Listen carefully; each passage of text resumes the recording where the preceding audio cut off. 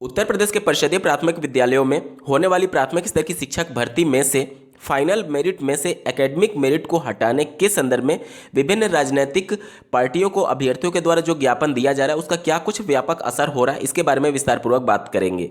साथ ही बात होगी यूपी टेट 2021 की परीक्षा टालने के लिए अभ्यर्थी अब अड़ गए हैं। साथ ही बात होगी एनसीटी जो कि एक राष्ट्रीय स्तर की संस्था है, मानक तय करने के संदर्भ में उस पर किस प्रकार से बड़े सवाल उत्पन्न हो रहे हैं और उसकी साख पर ही एक तरीके से सवाल चिन्ह लग गया है। बात करेंगे यूपी SSSC आयोग के द्वारा आयोजित की गई पीईटी की अनिवार्यता को लेकर के एक याचिका माननीय कोर्ट में दाखिल की गई है, जिस पर आयोग से जवाब मांगा गया है। क्या है पूरा मामला, इसके बारे में विस्तारपूर्वक चर्चा होगी। और डीएलएड में रिजल्ट और सर्टिफिकेट के संशोधन को लेकर के आप लोग के तमाम कमेंट के माध्यम से प्रश्न आ रहे थे, सबका जवाब मैं देने की कोशिश करूंगा। अंत तक बने रहिएगा। नमस्कार दोस्तों, मेरा नाम है नीरज और आप देख रहे हैं कैरियर बिट यूट्यूब चैनल। अगर आप इस चैनल पर पहली बार विजिट कर रहे हैं तो इसको सब्सक्राइब करते हुए बेल आइकन को प्रेस करना ना भूलें।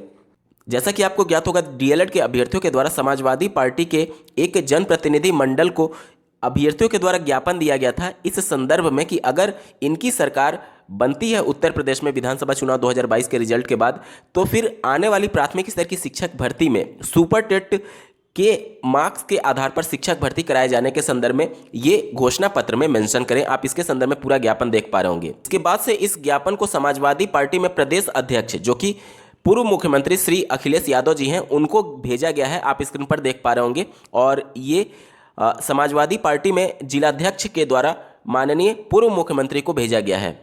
आप स्क्रीन पर देख पा रहे होंगे 97,000 प्रस्तावित नई शिक्षक भर्ती एवं परीक्षा प्रणाली के संशोधन के संबंध में अब पूरा विवाद क्यों उत्पन्न हो रहा है, इसको समझिए। यहाँ पर अगर आप ध्यानपूर्वक पढ़ेंगे तो आप देखिए, सादर अनुरोध कराना है कि संलग्नक प्रार्थना पत्र का अवलोकन करते हुए नई शिक्षक भर्ती परीक्षा एवं परीक्षा प्रणाली के संशोधन के संबंध में है। उपरोक्त आवेदक गण के अनुसार केवल सुपर टीईटी के प्राप्तांक को आधार मानकर भर्ती कराना समाधीन है।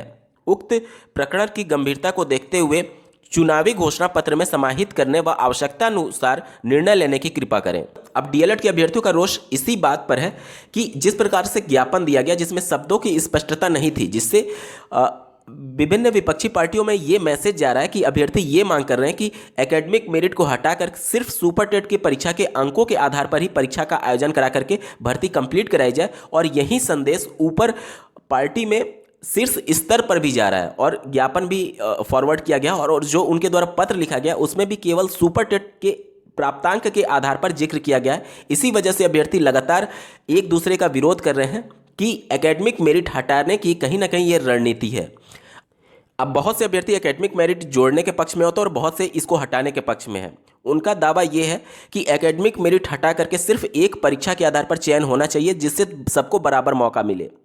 लेकिन जो एकेडमिक मेरिट के पक्ष में है उनका दावा यह है कि अगर उसी एक परीक्षा में सुपर टेट की परीक्षा में अगर कोई पैसे देकर के पेपर खरीद लेता है, जिसकी पूरी संभावनाएं होती हैं, चाहे किसी की भी सरकार हो, कभी भी पेपर लीक का मामला नहीं रुका है किसी भी सरकार में। अगर आप वर्तमान सरकार की देख लें या फिर पिछली सरकारों को देख लें, सब में ये लगातार संभावनाएं बनी रहती हैं। आज अगर 69,000 की आप बात करेंगे तो जो अभ्यर्थी टॉप किया था 142 नंबर के साथ, उन्होंने भी पेपर गलत तरीकों से प्राप्त किया था, क्योंकि जब ये मामला हाईलाइट हुआ तो उनका इंटरव्यू हुआ तो वो राष्ट्रपति का नाम तक नहीं बता पाए, उन पर एफआईआर भी दर्ज हुआ था।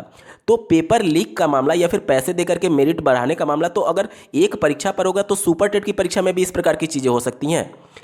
तो अभ्यर्थियों का यही दावा है कि एक पैमाने पर ना तोड़कर अगर हाई स्कूल, इंटरमीडिएट, ग्रेजुएशन और बीएड या फिर बीटीसी के सभी अंकों को वेटेज दिया जाएगा तो ये संभावनाएं कम हो जाती हैं कि जो धांधली किया गया है वो न्यून स्तर पर आ जाए। क्यों? क्योंकि देखिए, कोई एक अभ्यर्थी हाई स्कूल, इंटरमीडिएट, ग्रेजुएशन और बीएड या फिर बीटीसी सब में गलत तरीके से अंक नहीं पाया होगा। ये हो सकता है कि हाई स्कूल में उनके द्वारा कुछ गड़बड़ी की गई हो, इंटर में कुछ गड़बड़ी की गई हो, लेकिन 5-5 स्तर पर, क्योंकि उनका मूल्यांकन सिर्फ एक परीक्षा के आधार पर नहीं हो रहा है। High school, intermediate, graduation, BEd या फिर बीटीसी और इसके अलावा सुपर टेट की परीक्षा के आधार पर कुल 5 स्तर पर उनका मूल्यांकन हो रहा है। इस वजह से जो भी धांधली हुई होंगी वो एवरेज निकल जाता है, मतलब कि सभी अभ्यर्थी एक स्तर पर आ जाते हैं। इसी वजह से अधिकांश अभ्यर्थी नई प्राथमिक स्तर की शिक्षक भर्ती में एकेडमिक मेरिट को लगाने के पक्ष में है। एकेडमिक मेरिट हटाने वाले अभ्यर्थियों का पक्ष ये होता है कि चूंकि पहले के जो अभ्यर्थी हाई स्कूल, इंटरमीडिएट, ग्रेजुएशन किए हुए हैं उनका एकेडमिक मेरिट कम होता है। सबको एक पैमाने पर लाने के लिए एकेडमिक मेरिट हटाकर सिर्फ सुपर टेट की परीक्षा के आधार पर चयन किया जाए। तो अभ्यर्थी इसके संदर्भ में ये कहते हैं कि अगर आप बहुत पहले के किए हुए हैं और अगर आपका चयन नहीं हुआ है तो इसमें नए अभ्यर्थियों का क्या दोष है। आज बीएड की बात की जाए या फिर डीएलएड की बात की जाए, दोनों में बराबर हाई मेरिट वाले एकेडमिक मेरिट वाले अभ्यर्थी चयनित हो रहे हैं, क्योंकि जब से एनसीटी ने 28 जून 2018 के गजट को लाकर के बीएड को शामिल किया है, तब से बीएड में अभ्यर्थियों का रुझान ज़्यादा हुआ है और वहाँ पर भी हाई मेरिट वाले अभ्यर्थी उपस्थित हैं। तो किसी भी प्रकार से एकेडमिक मेरिट का अभ्यर्थी विरोध नहीं करना चाह रहे हैं, लेकिन जो अभ्यर्थी पहले के हैं उनके द्वारा विरोध किया जा रहा है।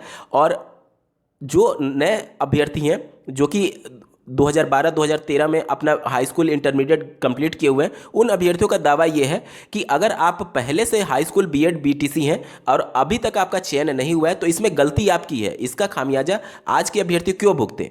खैर, अभ्यर्थियों के अपने अपने तर्क हैं। आप लोग को क्या लगता है, एकेडमिक मेरिट होनी चाहिए अथवा नहीं? कमेंट करके जरूर बताइएगा। बात करेंगे यूपी टेट 2021 को लेकर के। अभ्यर्थी अड़ गए हैं कि यूपी टेट की परीक्षा को हर हाल में टाला जाए। अभ्यर्थियों ने ज्ञापन देकर के ये मांग की है कि कोविड के मद्देनजर टाली जाए यूपी टेट की परीक्षा।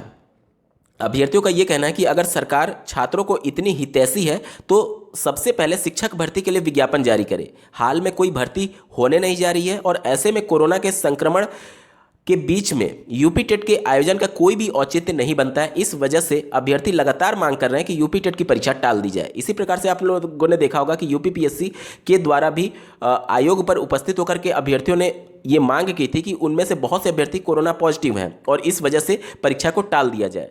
अब देखना होगा कि आयोग और प्रदेश सरकार यूपी टेट को लेकर के किस प्रकार से फैसले लेती है। हालांकि प्रदेश सरकार बिल्कुल भी पक्ष में नहीं है यूपी टेट की परीक्षा टालने के क्रम में, क्योंकि एक बार परीक्षा पहले ही स्थगित हो गई थी पेपर लीक की वजह से और अब चुनावी माहौल में प्रदेश सरकार नहीं चाहेगी कि यूपी टेट की परीक्षा फिर से टले, क्योंकि इस प्रकार से एक ये भी संदेश जाएगा कि अगर कोविड की वजह से परीक्षाएं टालनी पड़ रही हैं तो फिर उत्तर प्रदेश में चुनाव कैसे हो रहे हैं। तो ये सब चीज़ों को देखते हुए प्रदेश सरकार कभी भी यूपी टेट की परीक्षा टालने पर विचार नहीं करेगी। आप लोग का क्या कुछ कहना है, कमेंट करके जरूर बताइएगा। राष्ट्रीय शिक्षा नीति 2020 जिसको पूरे देश भर में लागू करने की जिम्मेदारी एनसीटी को दी गई है। एनसीटी यानी national council for teacher education, जो कि राष्ट्रीय स्तर की संस्था है जिसे पूरे देश भर में शिक्षकों के मानक और शिक्षण प्रशिक्षण कोर्स संचालन करने वाले प्रशिक्षण संस्थानों के मानक तय करने का अधिकार है।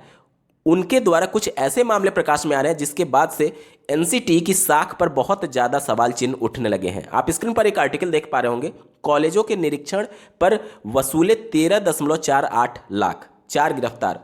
5 निजी कॉलेज के निरीक्षण करने आए थे एनसीटी के अधिकारी। एनसीटी के अधिकारी जो खुद संलिप्त हैं पैसे लेकर के मानक में ढिलाई बरत करके जो प्रशिक्षण संस्थान होते हैं उनको मान्यता देने के क्रम में, तो सिटी जो कि खुद मानक तय कर रहा है अपने ही मानक के खिलाफ जाकर के मान्यता दे रहा है पैसे लेकर के, तो आप किस प्रकार से देश में शिक्षा की व्यवस्था को उम्मीद कर पा रहे हैं, कमेंट करके जरूर बताइएगा। घूस के 13.5 लाख के साथ केंद्र के 4 अधिकारी गिरफ्तार। कॉलेज की अच्छी छवि दिखाने को एनसीटी टीम ने मांगी रिश्वत। अब पूरे यूपी में गली गली में कुकुरमुत्ते की जैसे जिस प्रकार से बीएड और डीएलएड के कॉलेज खुले हुए हैं, इसका सबसे बड़ा कारण भ्रष्टाचार है, जो कि शीर्ष संस्था जो कि एनसीटी है उनके द्वारा ही किया जा रहा है। आप किस प्रकार से शिक्षा व्यवस्था में सुधार की उम्मीद कर सकते हैं, ये भी एक बड़ा सवाल है। रंगे हाथ इनको रिश्वत लेते हुए पकड़ा गया। शिक्षण संस्थानों की चेकिंग के लिए आई टीम रिश्वत लेते पकड़ी गई। यूपीएससी आयोग के द्वारा पीईटी के आधार पर एएनएम की जो भर्ती निकाली गई थी उसको लेकर के मामला माननीय कोर्ट में गया था। मामला ये था कि अभ्यर्थी नहीं चाह रहे थे कि यूपी टेट के आधार पर एएनएम की भर्ती का आयोजन किया जाए। स्क्रीन पर आप देख पा रहे होंगे, लखनऊ खंडपीठ भर्ती मामले में जुड़ी याचिका पर कर चुकी है सुनवाई, अब फैसले का इंतजार। मामला क्या था इसको आप समझिए। याचिका में कहा गया था कि एएनएम के 9600 पदों पर भर्ती के लिए जो विज्ञापन निकाला गया था उसमें प्रारंभिक अर्हता परीक्षा यानी पीईटी पास होने की अनिवार्यता निर्धारित की गई थी। जो अभ्यर्थी प्रारंभिक अर्हता पास करेंगे उन्हें ही मुख्य परीक्षा में शामिल होने का मौका दिया जाएगा। मुख्य परीक्षा में शामिल होने के लिए 5 जनवरी तक आवेदन करने की तिथि निर्धारित की गई थी। याची के अधिवक्ता ने तर्क दिया था कि 2 वर्षों से लगातार कोरोना संक्रमण बने रहने की वजह से बहुत से अभ्यर्थियों ने अस्पतालों से छुट्टी नहीं ली पाई। इस वजह से उन्हें अध्ययन का मौका नहीं मिल सका। लिहाजा मुख्य परीक्षा में शामिल होने के लिए प्रारंभिक अर्हता परीक्षा पास करने की अनिवार्यता सही नहीं है। आयोग द्वारा निर्धारण मनमाना और भेदभावपूर्ण है। इस परीक्षा का कोई औचित्य नहीं है। इस पर हाईकोर्ट ने जवाब दाखिल करने को कहा है। आयोग से उनका हलफनामा मांगा गया है। जिस प्रकार से यूपी आयोग के पीईटी के पूरे मामले पर लगातार सवाल उठ रहे हैं, लेखपाल की भर्ती में भी इस प्रकार के मामले उठ रहे थे कि लेखपाल की भर्ती पीटी के आधार पर ना करा करके डायरेक्टली इसकी भर्ती परीक्षा का आयोजन किया जाए, और लगातार विपक्षी पार्टियां भी इसका विरोध करती रही हैं और अब ये मामले कोर्ट में भी जाने लगे हैं। इन सबको लेकर के अभी कोर्ट का रुख क्या होगा ये जानने के लिए आपको कुछ समय का इंतजार करना पड़ेगा। डीएलएड के मार्कशीट और सर्टिफिकेट में करेक्शन को लेकर के दिनांक 10 जनवरी 2022 को अयोध्या डाइट के द्वारा अयोध्या जिले के सभी निजी डीएलएड संस्थानों को एक पत्र लिखा गया आवेदन मांगे जाने के क्रम में। एक डेडिकेटेड वीडियो में मैंने इस पूरे प्रकरण के बारे में आप सभी को बताया था, जिस पर आप लोग के बहुत ज़्यादा कमेंट आए थे कि दूसरे जिले के अभ्यर्थी, अयोध्या से बाहर के अभ्यर्थी क्या अपना करेक्शन नहीं करा सकते। देखिए, ये जो करेक्शन का प्रोसेस स्टार्ट किया गया है, जो पत्र जारी किया गया है, ये पर्टिकुलर अयोध्या जिले के लिए जारी किया गया, ठीक है। लेकिन ऐसा नहीं है कि दूसरे जिले के अभ्यर्थी करेक्शन नहीं करा सकते। ये करेक्शन का प्रोसेस पीएनपी के द्वारा साल भर चलता रहता है। लेकिन जो आपका प्राइवेट कॉलेज है या फिर आपके ज़िले का डाइट है, वो इंटरेस्ट कम लेते हैं आपके फॉर्म को फॉरवर्ड करने के क्रम में, क्योंकि अगर एक दो बच्चों के साथ ये समस्या होती है तो वो उनको नज़रअंदाज कर देते हैं।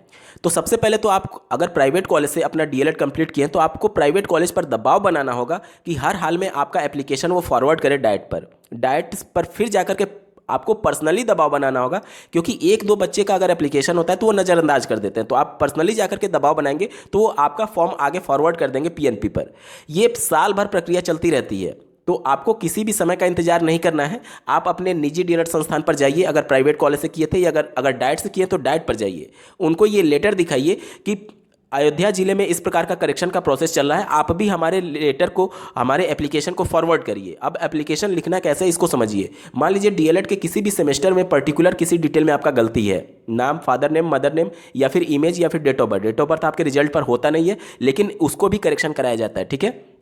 तो अगर कुछ भी आपका गलती है तो इसके संदर्भ में आपको एक एप्लीकेशन लिखना है कि आपका पर्टिकुलर इस सेमेस्टर में आपका ये रोल नंबर था, इसमें ये गलती है, ठीक है। और वो रिजल्ट आप फोटोकॉपी लगाएंगे। इसके अलावा हाई स्कूल, इंटरमीडिएट, ग्रेजुएशन जिसमें भी आपका वो पर्टिकुलर डिटेल सही था उसकी फोटोकॉपी लगाएंगे, और एक आईडी प्रूफ जिसमें आपका पूरा सब कुछ डिटेल सही है वो लगा करके आप अपने प्राइवेट कॉलेज में सबमिट करेंगे और उसको फॉरवर्ड कराएंगे अपने ज़िले के डाइट पर। और फॉरवर्ड कराते समय एक बात का विशेष तौर पर ध्यान देना होगा कि आपका जो प्राइवेट कॉलेज है अपने लेटर पैड पर वो एप्लीकेशन लिख करके फॉरवर्ड करेगा।